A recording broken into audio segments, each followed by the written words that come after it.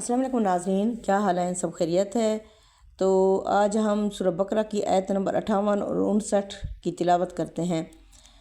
اس میں ہے کہ عاجزی یا نافرمانی فضل کا دروازہ کیسے بند ہوا۔ تو چلتے ہیں آیت کی طرف۔ اللہ فرماتے ہیں وَإِذْ قُلْنَا ادْخُلُوا هَٰذِهِ الْقَرْيَةَ فَكُلُوا مِنْهَا حَيْثُ شِئْتُمْ رَغَدًا وَادْخُلُوا الْبَابَ سُجَّدًا وَقُولُوا حِطَّةٌ نَغْفِرْ لَكُمْ خَطَايَاكُمْ وَسَنَزِيدُ الْمُحْسِنِينَ۔ تو اس میں اللہ فرماتے ہیں ہم نے کہا اس بستی میں داخل ہو جاؤ جہاں چاہو کھاؤ، اور دروازے میں عاجزی سے داخل ہونا اور کہنا اے اللہ ہماری خطائیں معاف فرما، ہم تمہیں مزید عطا کریں گے۔ مگر ظالموں نے بات بدل دی تو ہم نے ان پر آسمان سے عذاب نازل کیا۔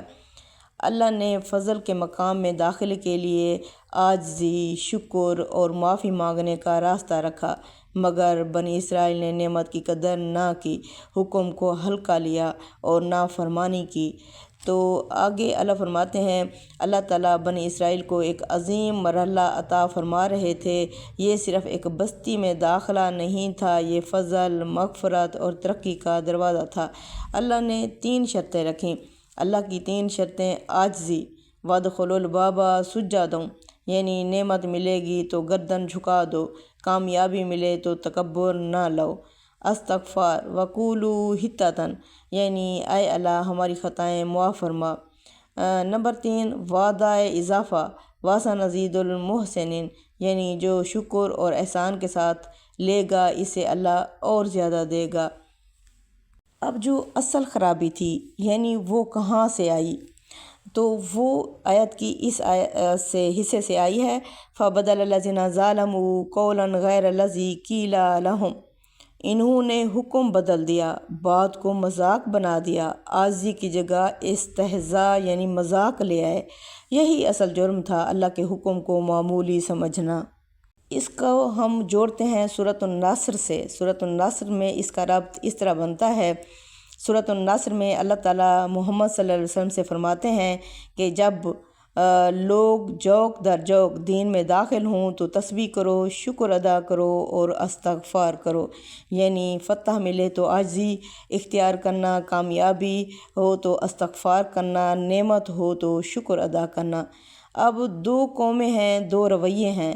رسول اللہ صلی اللہ علیہ وسلم کا جو طریقہ ہے نعمت پر سجدہ، کامیابی پر تسبیح، عروج پر استغفار۔ بنی اسرائیل کا جو طریقہ تھا نعمت پر مذاق، حکم میں تبدیلی، شکر کی بجائے نافرمانی۔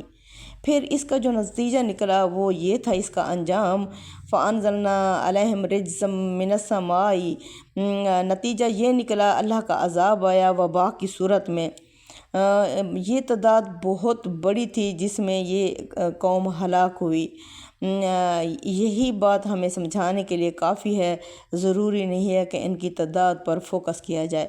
تو جو اس کا اصل سبق نکلتا ہے وہ یہ ہے، یہ واقعہ ہمیں بتاتا ہے کہ رسولوں کی نافرمانی، اللہ کے حکم میں تحریف، نعمت پر تکبر قوموں کو مٹا دیتا ہے۔